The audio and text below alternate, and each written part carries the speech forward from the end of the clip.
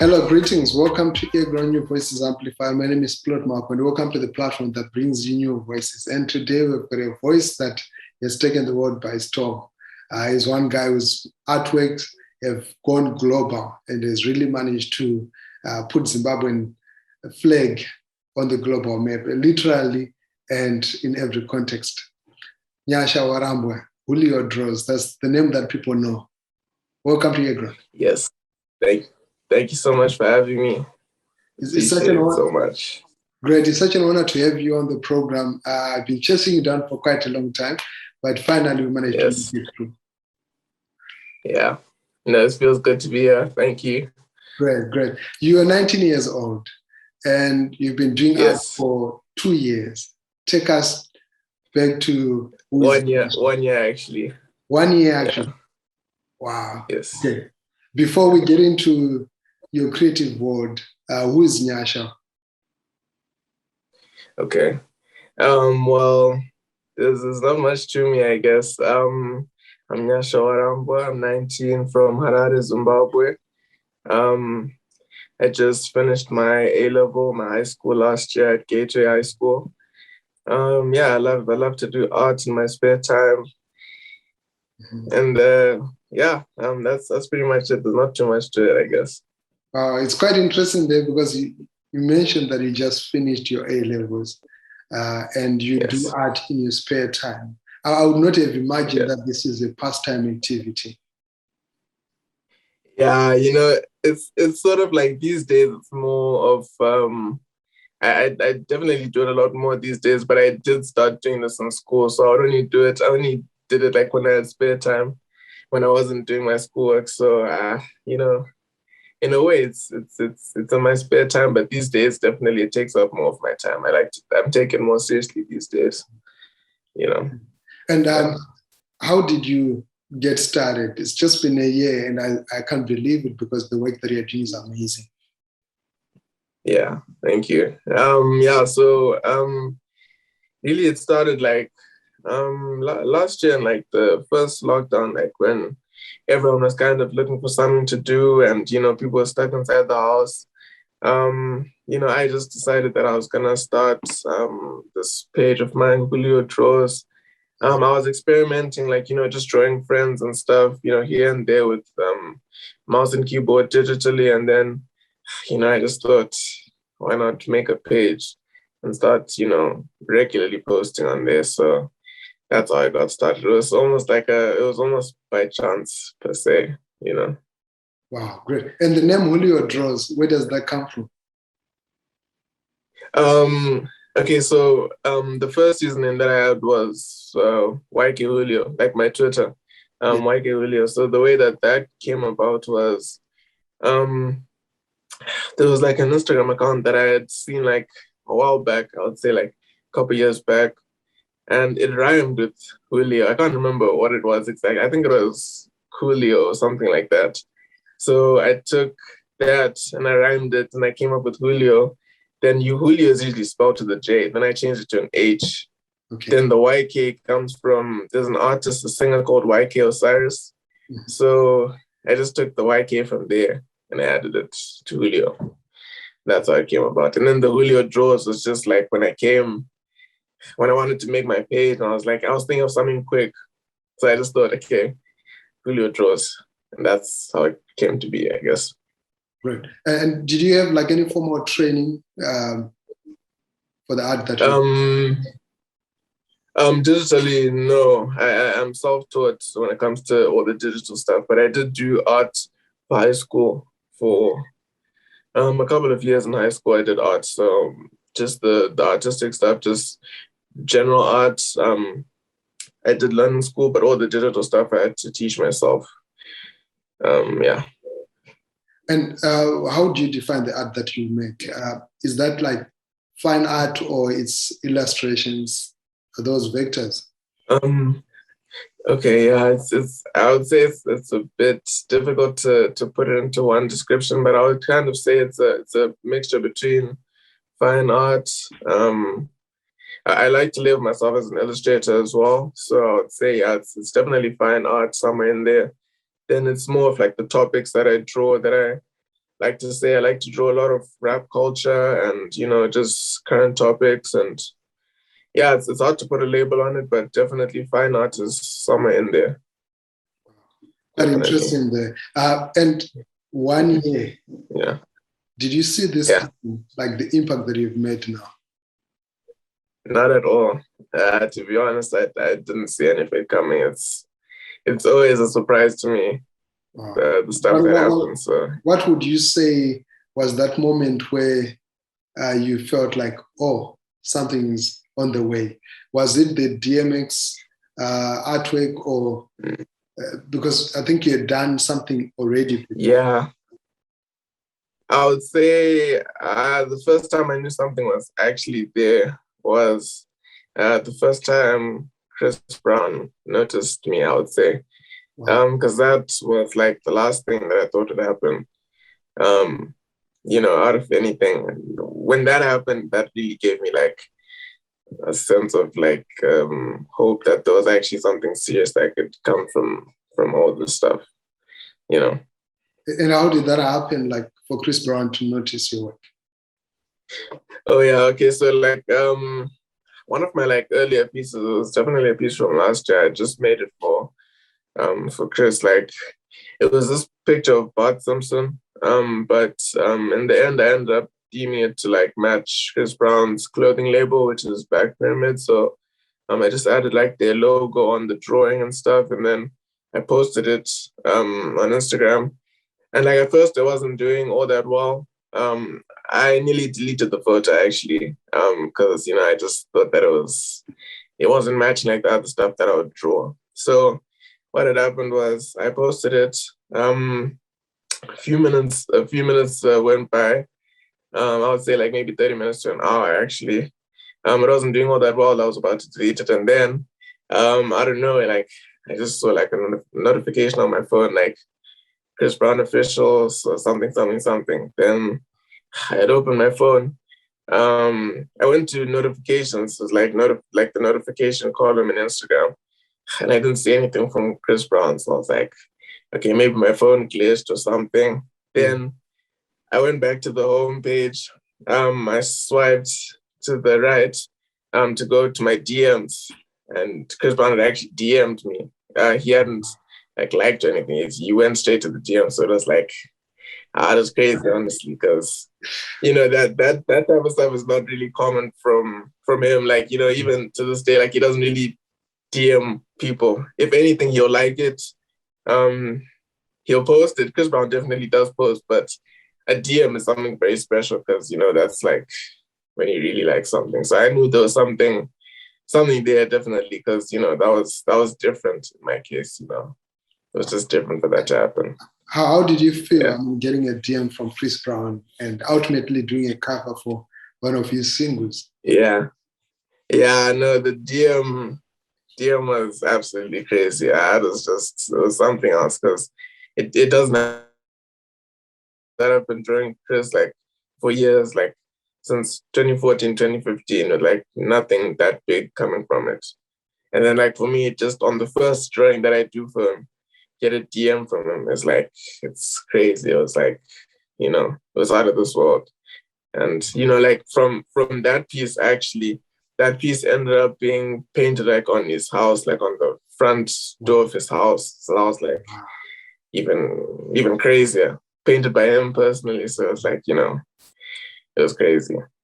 And waking up one day to see yourself on the New York Times Square. Yes, yeah. No, that one was also very, very big for me. Because like in this art that I'm doing, like there's quite a bit of competition and other artists as well that are out there. So it's like usually when an artist gets their work featured like on a billboard or on like a stage like as big as Times Square, it's because they did like a piece for a bigger artist, like a singer or a rapper, and then their like project, their music is put up on a billboard, and then that would be significant for an artist. So for me, it was really crazy because like my name was up there. It was for me.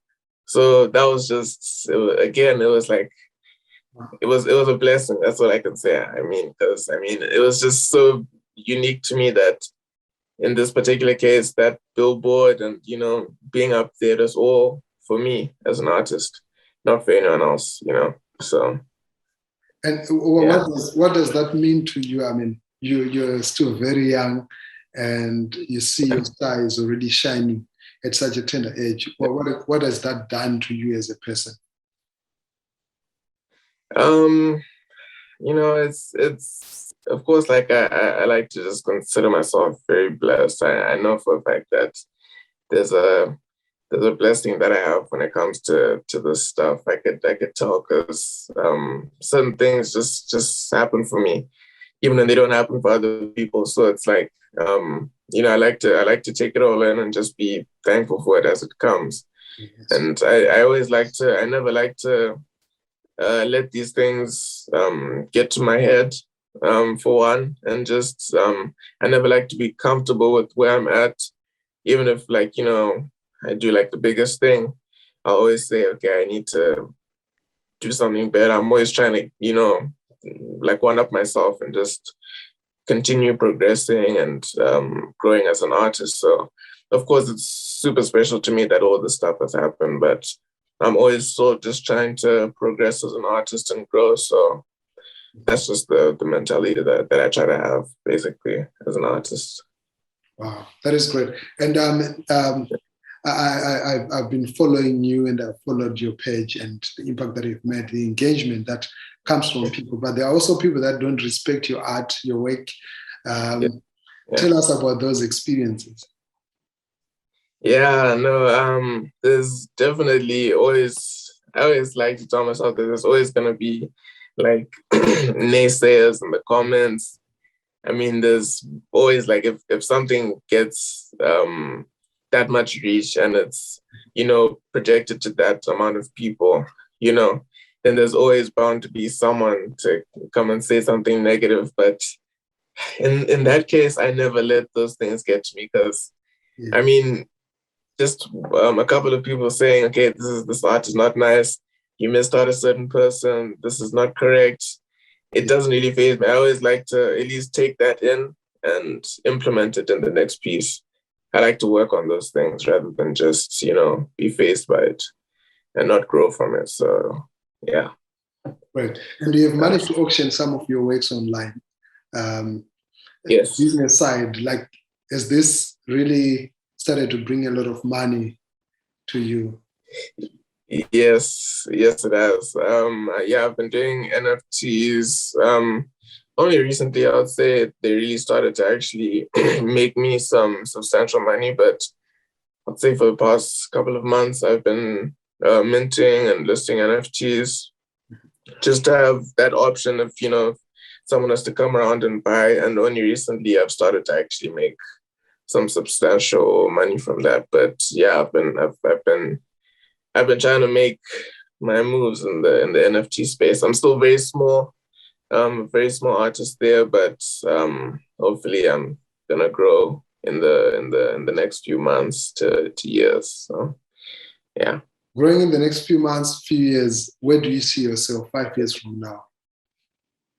5 years from now, it's hard to say exactly, but what I plan to do is I'm planning to go to school next year, probably in the States, just to like refine my skills and kind of broaden the horizon. I'm trying to learn different things, maybe animation, just different mediums, digital mediums and stuff. And I'm just trying to just to expand my options as well. I'm just trying to learn different things so I could have different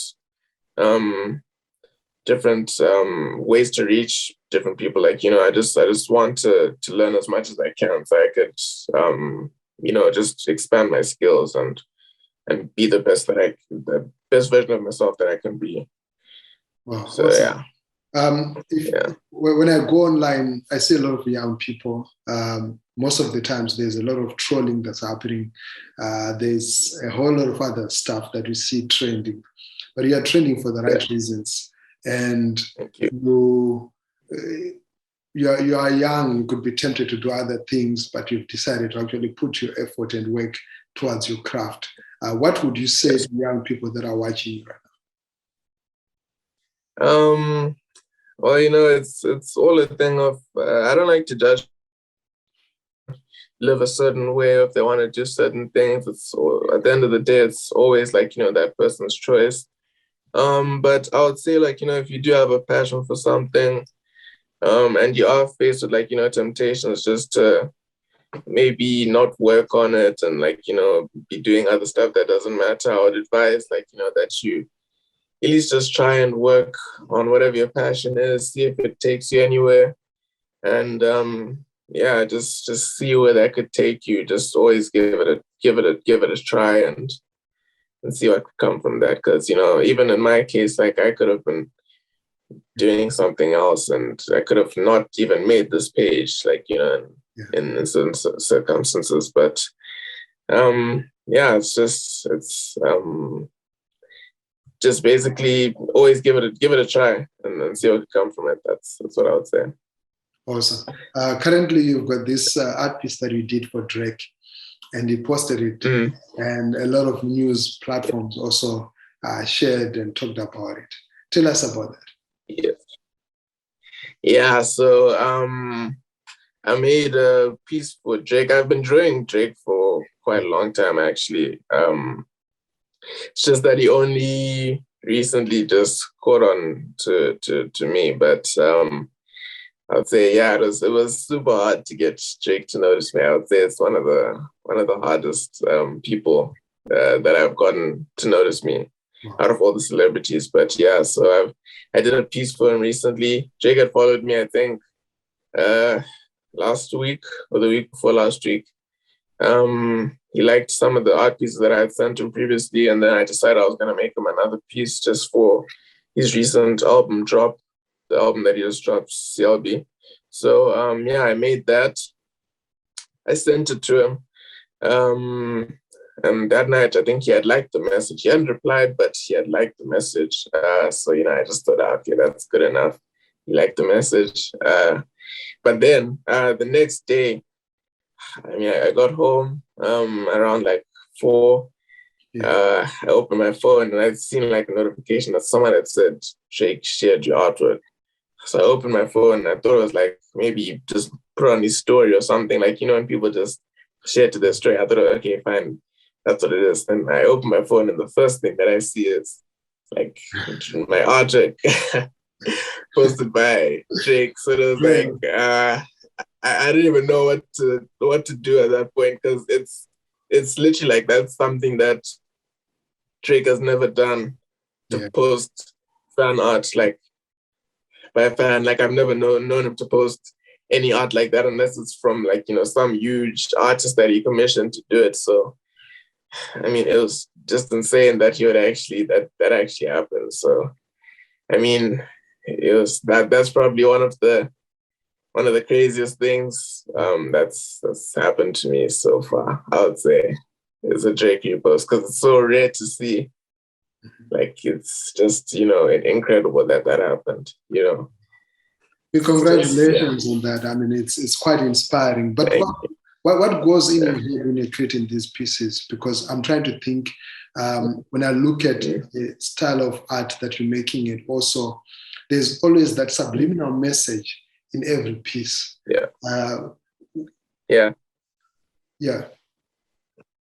So so I like to add the Zim flag into a lot of my pieces. It's something that I've been doing like for a long time. People would actually be surprised. I've been doing that ever since, like, the first pieces that Chris Brown started to repost. It was a thing of mine even before, like, Chris had noticed and started reposting my stuff. I wanted to, I thought to myself, like, okay, if I was going to make it, like, you know, in getting noticed by these celebrities and reposted by these celebrities, I at least want to make it, like, unique to me as an artist instead of just being another person who's been noticed by these celebrities. I wanted people to know where the artwork came from. Because one thing, like, you know, about doing art like mine, drawing, like, you know, rap culture and just things having to do with the States, even topics that are in the States, and it's that people don't really respect the art or the artist if they, you know, sometimes when they know where they're coming from, like, you know, people saw us from Africa and they just didn't respect, even if the art itself was good, it was just old country. Probably not gonna ever, like, you know, surpass them in any way. Yeah. So, you know, it was a thing, like, I just wanted people to know that this art comes from an artist based in a third world country, with all these issues, and, you know, that everyone else who's overseas can do, and even more.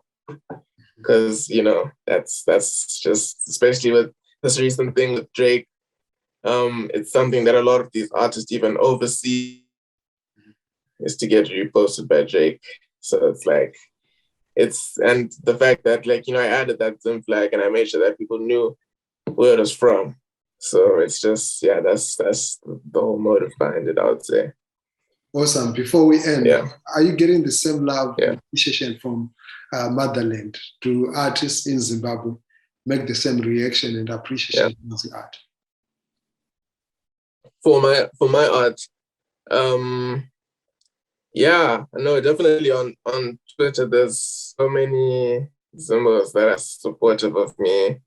Maybe in the beginning, I used to just get, you know, frustrated with the lack of support, but I've tried to, I like to say, like, okay, if you want people, you have to give them a reason to listen to you. So it's like, I try not to complain about no support anymore, but I just try to at least work hard to accomplish and get that support out of people. So that's what I've been working on. I've been working on that.